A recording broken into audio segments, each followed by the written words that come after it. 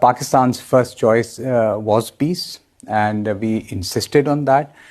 We chose the best way forward, that we thought that, okay, don't believe us, don't believe the Indians, believe the international community, tell them, and an international inquiry can... In terms of an investigation? Of course, I just want to point out to investigations, because in 2001, the Indian Parliament was attacked.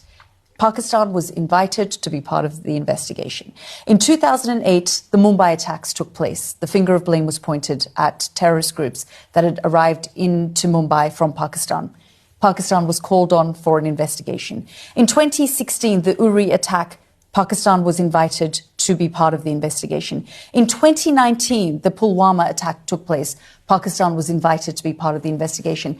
At all of these different junctures, Pakistan may have cooperated on the surface, but it didn't do anything to prevent these terror groups from flourishing within the country. Can I just share with you the residential Islamic... Go ahead.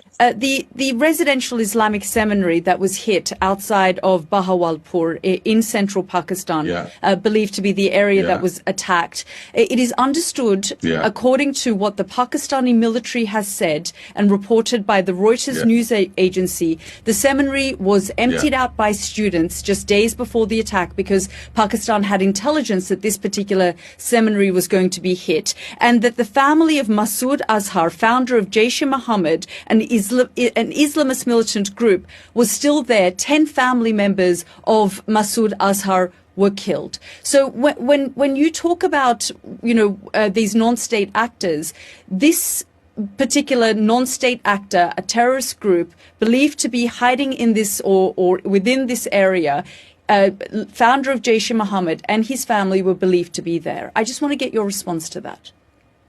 Okay. Now, will you allow me to give my viewpoint? I have listened to you. Please listen to me. Please listen to me.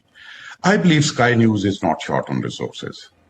So I would request you, although I have retired now, your correspondent here can contact me tomorrow, and we can take your correspondent to all those 9 places which have been hit.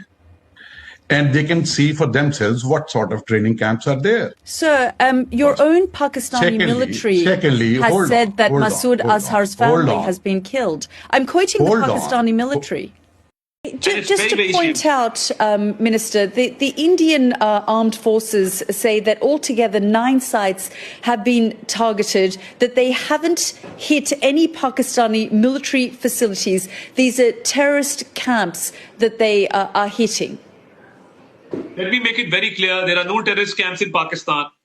Pakistan is a victim of terrorism. We are fighting the terrorists in our western regions, on our western borders. Can I just point out to you, on my program just a week ago, your Defence Minister, Khwaja Asif, admitted that Pakistan has for decades had a policy of funding, backing and using terrorist groups as proxies in the country. In fact, in 2018, President Donald Trump cut military aid to Pakistan because he accused Pakistan of playing a double game. So when you say there are no terrorist camps in Pakistan, that is going against what General Pervez Musharraf has said, what Benazir Bhutto has said, what your defence minister said just a week ago. In fact, what Bilawal Bhutto said to me a few days ago, he said that terrorism and funding and backing terrorist organisations has been and was part of Pakistan's history. Well, the reason, like I said, that India has pointed the finger of blame because of your country's history and links with different terrorist organizations, which, as I said, in the last Trump administration, they cut military aid. Your country was on a grey list for a number of years, including just a few years ago, Osama bin Laden was discovered near a military base in Pakistan in quite an affluent area. US Navy SEAL Special Forces conducted that operation without telling Pakistan, who were their allies at the time, working with them in the war in Afghanistan, because they couldn't trust the Pakistani defense and intelligence and military establishment.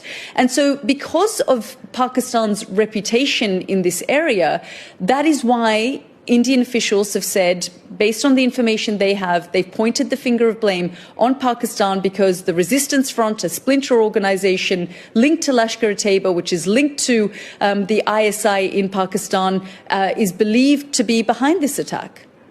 I deny these allegations completely, and I don't agree with your view, because we in Pakistan, our 4 generations have fought terrorists. Even now in Balochistan, in Khyber Pakhtunkhwa, we are fighting terrorists day and night. Our western region, our western borders, all over, Pakistan is facing terrorist attacks every second week. If you're talking about the history, the Soviet invasion, the Cold War between the US and the Soviet Union at that point in time, well, that was a different story. But I was talking about 2009 when Osama bin Laden was there, or 2021 when the Taliban returned to power in Afghanistan.